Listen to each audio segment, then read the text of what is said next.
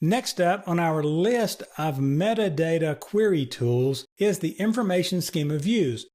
Now, information schema views are used to query metadata, but I can just hear some of you yelling at the monitor, that's the same thing catalogs view do, right?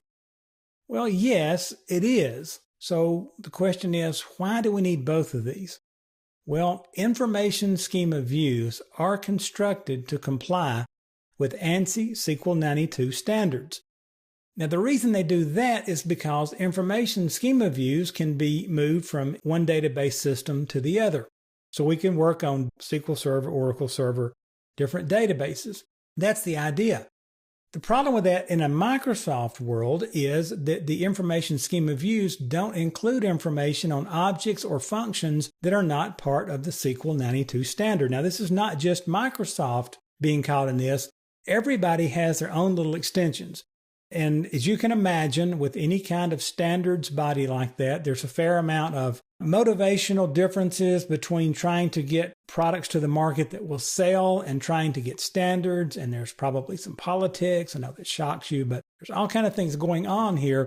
And so a lot of times Microsoft and Oracle and other companies will come up with what they think is a great idea, and they'll go ahead and put it in their product and hope that standards will catch up to them later. And often they do. But as a result of that, for example here, identity columns are a SQL Server extension that's in Microsoft's SQL Server product, but it's not part of the SQL 92 standard. And so if you look in the information schema columns view, you won't see any information about whether there's an identity column in that particular table or not. But if you look in the sys columns, that's the catalog view, it includes an is identity column. And so you can see if they're identity columns. So that's why Microsoft is suggesting you always use the catalog views. And for example, this example was sys columns. Now, keep in mind, I've put out there in your working files folder, by the way, a PDF file that gives you a lot of examples on the catalog views to start with sys dot. But that's the reason information schema views are there and catalog views are there. And it's the reason Microsoft suggests that if you're working in their product, you use the catalog views. Now, if you're going to work across platform, you probably want to look at the information schema views. But let's go out and take a look at a couple of these so that you can see what they look like. And let's start off with a very straightforward one. We'll do a select asterisk from information schema dot tables. Okay, so there it is. And notice if I execute this, it's going to give me all tables in the database. Now, notice it's in a very clean, neat format. And here's the schema and the table name. And so you're going to see that, you really like some of these, better than the catalog views. They're a little more easy to read, if you will. And you'll just have to choose which one you want to use. Now, we could make this one even cooler. And since we're using views here, we can say order by table schema, comma, and then we'll do table name. So we'll highlight that and execute it. And now it's gotten a little bit better. Notice here's all my DBO stuff. Here's the human resources schema and all the tables in alphabetical order.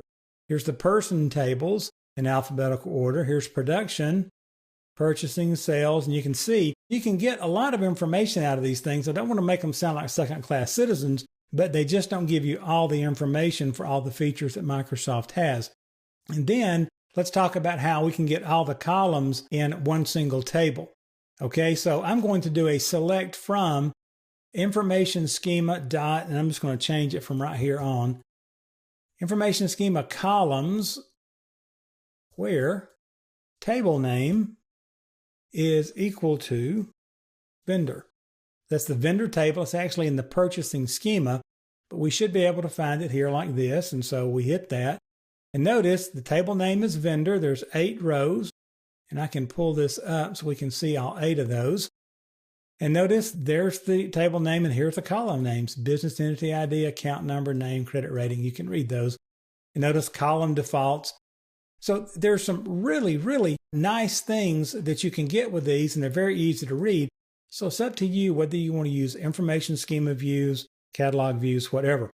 Also, on all of these little codes and examples, of course, are out there in your working files folder if you want to get at that code without having to type it. So That's a real quick look at information schema views. Go play with these, dig around out there, see what you can see.